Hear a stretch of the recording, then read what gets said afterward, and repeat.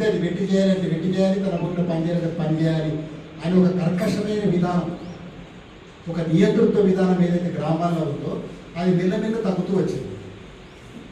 గ్రామాల్లో భూస్వామ్యం తిరగబడము అనేక కారణాల వల్ల, లేకపోతే గ్రామాల నుంచి వెళ్ళిపోయేటువంటి పరిస్థితులు వచ్చింది. దీనివల్ల భూస్వామి యొక్క మాట చెల్లుబాటు మెల్లమెల్ల తగ్గుతూ వచ్చింది. భూస్వామి చెప్పిందే ఆ గ్రామ విధానం మొత్తం, ఆ ప్రాంత విధానం అనేది తగ్గుతూ వచ్చింది పోరాటాల వల్ల. ఎప్పుడైతే తగ్గుతూ వచ్చిందో ఆ భూమి మొత్తం కూడా వ్యవసాయం చేసుకునే పరిస్థితి భూస్వాములు కూడా ఏర్పడుతుంది. ఆ భూస్వాములు ఎవరు చేయాలి? రైతు చేయాలి, కుటుంబం చేయదు కదా. కాబట్టి రైతులందరూ ఆ భూములు చేయ పరిస్థితి వచ్చింది. కాబట్టి అతనికి ఏమి లాభం లేదు, ఆ వెట్టి చేయాలి.